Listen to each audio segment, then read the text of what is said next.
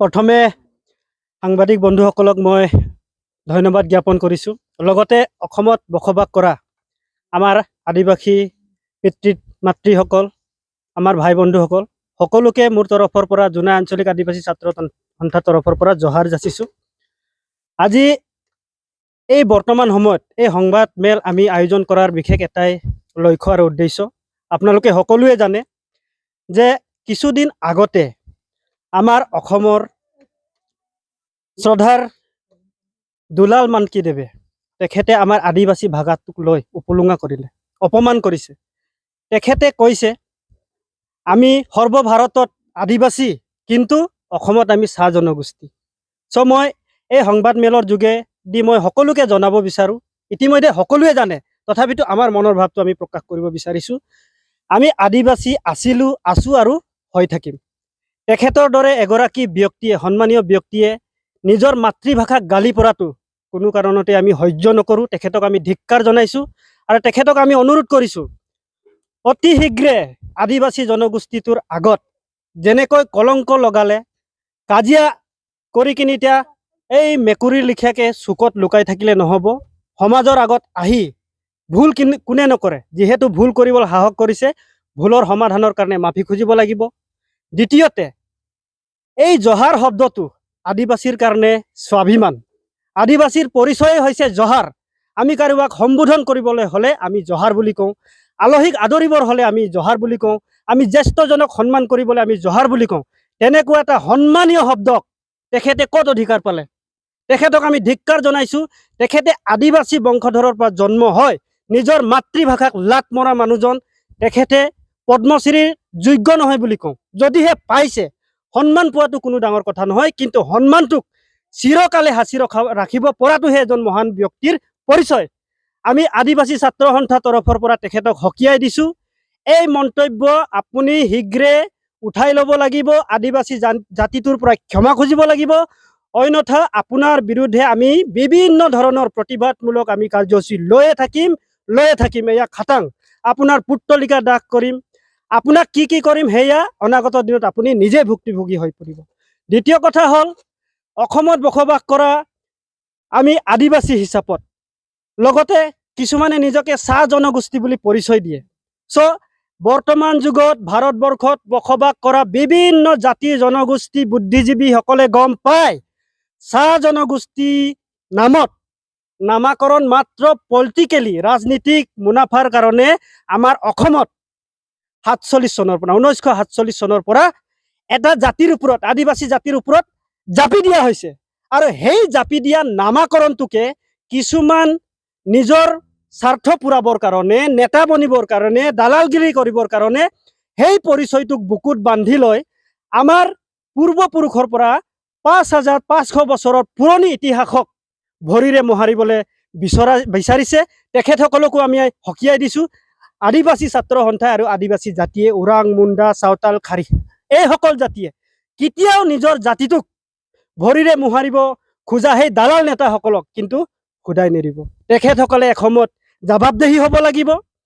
আৰু আপোনালোকে যদিহে নিজৰ ভাষাক ভাল পায়, যদিহে নিজৰ কালচাৰক ভাল পায়, নিজৰ জাতিটোক ভাল পায়, দুলাল মানকীদেৱে যি গমকে শব্দটোক অপমানসূচকভাৱে তেখেতে ছ'চিয়েল মিডিয়াত উত্থাপন কৰিলে, তাৰ বিৰোধিতা কৰক, তেতিয়া আমি মানি ল'ম আপোনালোকৰ গাত আদিবাসীৰ তেজ আছে। কিয়নো জহাৰ শব্দই আদিবাসীৰ পৰিচয়, আগতেও আছিলে, বৰ্তমানেও আছে আৰু ভৱিষ্যতে হৈ থাকিব। আৰু এই তেনেকুৱা এটা বিৰূপ মন্তব্যক প্ৰতিবাদ কৰাৰ কাৰণে তিনিচুকীয়া ডিষ্ট্ৰিক্টৰ আমাৰ আচাৰ সন্মানীয় সম্পাদক জৰ্নেল মিন্স ডাঙৰীয়াক যি অপমানসূচক মন্তব্য আগবঢ়াইছে, যি তেখেতক দাবী ধমকি জনাইছে, সেইসকলক খবৰদাৰ কৰি দিছোঁ। আদিবাসী ছাত্ৰ সন্থাই চুৰি পিন্ধি বহি থকা বিধৰ ছাত্ৰ সংগঠন নহয়। জাতিৰ 8000 ব্যক্তিৰ তেজৰে ৰাঙলী হৈ এই আশা সংগঠন জন্ম হৈছে। আদিবাসীৰ অধিকাৰৰ ওপৰত মাত মাতি আছে আৰু চিৰকালে মাতি থাকিব। আৰু আমাৰ আদিবাসী ছাত্ৰ সন্থাৰ কেন্দ্ৰীয় কমিটিৰ সন্মানীয় প্ৰেচিডেণ্ট শ্ৰদ্ধাৰ প্ৰদীপ নাগ ডাঙৰীয়াক যি দাবী ধমকি, তেখেতক ভণ্ড নেতা বুলি কৈছে। ভণ্ডৰ শব্দৰ অৰ্থ কি? যি অভিনয় কৰে, যোনে নেকি নিজৰ জাতিটোৰ নামত অভিনয় কৰে, চাহ জনগোষ্ঠী বুলি নিজকে চিনাকি দিয়ে, ভাষা নাই, সংস্কৃতি নাই, আদিবাসীৰ ভাষা সংস্কৃতিক লৈ নিজকে চাহ জনজাতি বুলি কয়, সেইসকলহে ভণ্ড নেতা। আমি প্ৰদীপ নাথ ডাঙৰীয়াক চেলিউট কৰিছোঁ, আদিবাসীৰ কাৰণে তেখেতে ভগৱান। আমি প্ৰত্যেকেই তেখেতৰ ছবি আমাৰ ঘৰৰ বেৰত আমি ওলমাব পাৰোঁ। তেখেত এনেকুৱা এজন ব্যক্তি, আৰু তেখেতক যদি কোনোবাই অপমান কৰে আমি কিন্তু হাতত হাত ধৰি কেতিয়াও বহি নাথাকিম। সেইবাবে অসমত বসবাস কৰা সকলো আদিবাসী গুণীমানী ব্যক্তিসকল, ছাত্ৰ নেতাসকল, সমাজৰ সংগঠকসকল, পিতৃ মাতৃসকল, ষ্টুডেণ্টসকল সকলোৱে জাগৃত হ'বলৈ হ'ল। আজিৰ দিনত যেতিয়া নেকি অসম চৰকাৰে আৰু ভাৰত চৰকাৰে আমাৰ মূল পৰিচয় আদিবাসী আৰু ST দিবলৈ ওলাইছে, তাতে এই কেইজনমান দালালে বাধা কৰাটো আমি কেতিয়াও মানি নল'ম। আপোনালোককো অনুৰোধ কৰিছোঁ, সকলোৱে মাৰ বান্ধি দলে বলে ওলাই আহক, আমাৰ অধিকাৰখিনি আমি সাব্যস্ত কৰিমেই। আৰু দ্বিতীয়তে প্ৰদীপ নাথ ডাঙৰীয়াক চেলেঞ্জ কৰা বন্ধ কৰক, কিয়নো তেখেতৰ লগত তুলনা কৰিব পৰা আদিবাসী লিডাৰ অসমত জন্ম হোৱাই নাই আৰু হ'বও নোৱাৰে। এয়া মোৰ ফালৰ পৰা প্ৰতিশ্ৰুতি দিছোঁ, আৰু তেখেতক আমি প্ৰতিশ্ৰুতি দিছোঁ, প্ৰদীপ নাথ ছাৰ জিন্দাবাদ, প্ৰদীপ নাথ ছাৰ জিন্দাবাদ, প্ৰদীপ নাথ জিন্দাবাদ, আশা জিন্দাবাদ, আশা জিন্দাবাদ, আশা জিন্দাবাদ। ইয়াৰ পিছতো যদি কোনোবাই প্ৰদীপ নাথ ছাৰৰ বিৰুদ্ধে কিবা বিৰূপ মন্তব্য আগবঢ়ায়, তেখেতক আমি আদিবাসী জনগোষ্ঠী হিচাপত কেতিয়াও ক্ষমা নকৰোঁ। আৰু যিসকল ব্যক্তিয়ে কুলি চৰাই যোনে আঞ্চলিক আদিবাসী ছাত্ৰ সন্থাৰ তৰফৰ পৰা নিউজ চেনেল ভাই বন্ধুসকলক বিশেষকৈ ধন্যবাদ জ্ঞাপন কৰিছোঁ। আৰু লগতে সমূহ অসমৰ আদিবাসী মা দেউতা আৰু ভাই ভণ্টিসকলৰ লগত মই বিশেষ জোহাৰ যাচিছোঁ। आदिवासी কৈছোগে आज हमरे केर जोनतो जाइत में हमार अपन एक तो जाइत में भाग भाग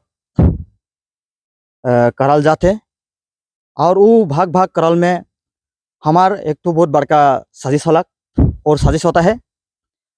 तो मैं हमारे जुना आंचलिक आदिवासी छात्र संता से तरफ से मैं रावर मान के सबके जुनाई बाकी आदिवासी के मैं अनुरोध करा था कि ये जोनतो हमार एक तो जाइत के 2-3 भाग करे राजनीति साजिश लगे, वो साजिश मान के जे रावर मान ई आजकल साजिश के बुझे कोशिश करा, और वो बुझ के जे आज है हमार आदिवासी जाइत के लेकिन बहुत रकम हमगमा चलता है, वो मान के हमादा में लाना बोल के मोदी से अनुरोध करन।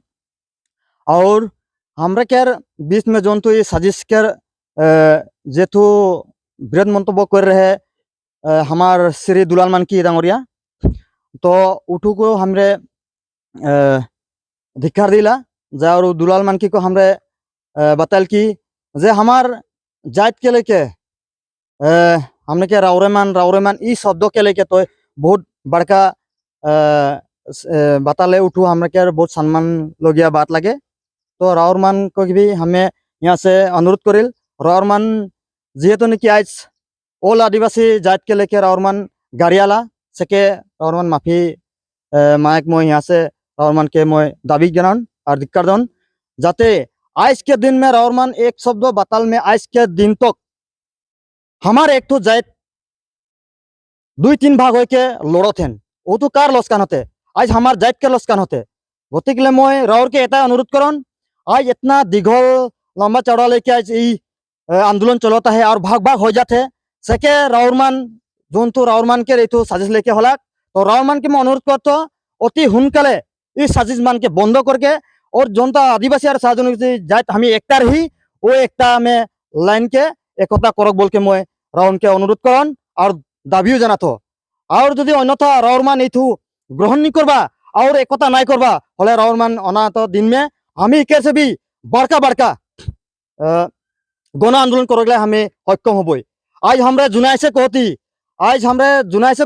जे यहाँ से रोक के बताती कल हमरे एक से आगे बढ़ के हमें रावरमान के हमें धिक्कार जनाबई, कल कि आज रावरमान के लिए आज हमार जातिमान ले छे हो जाए पड़थेन। गतिके मैं অসম সাহাজনী ছাত্র সন্থা को बोलो तो और हमारे आदिवासी छात्र सन्था को बोलो तो दुयो जन मिलके धीरज गोवाला डांगरिया को कहतो प्रदीप नाथ सर को मैं कहतो दे दुयो जन बैठ के एक संगे बैठ के ई साजिश के सुलझावा तब जाके हमके जाए एकता हबेन नहीं तो ई साजिश के लेके हमरे के जाए नहीं काटा मारा होइकले हमरे रेडी हो जातेन तो गतिकले हमरे एहता अनुरोध करथी ये जुना आंचलिक आदिवासी छात्र सन्था से जे राउरमान ई साजिश मान के অতি সোনকালে জলদি से जल्दी खत्म करार कोशिश करा।